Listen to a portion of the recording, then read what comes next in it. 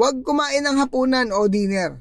Pwede ka namang kumain. Mas maganda kung mga soft diet lang. Pero kung mas may iwasan mo yung mga cooked food o acid forming food, mas maganda sa katawan natin. Or kung marami ka pa talagang gagawin sa hapon or sa gabi, okay lang naman. Pero kung wala ka na namang activity sa gabi, mas maganda nakapokus ka na lang sa smoothie. Dahil ito yung mas madaling madigest.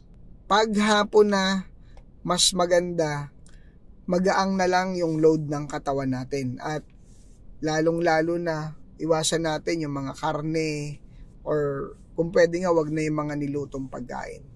Doon ka na lang sa soft food or smoothie. Mas madaling madigest ng katawan, mas nakakapagpahinga ng tama yung katawan. Dahil kapag hirap yung katawan o may natitira pang idadigest yung katawan kapag gabi, mas nahihirapan pa ito kapag ikaw ay tulog na.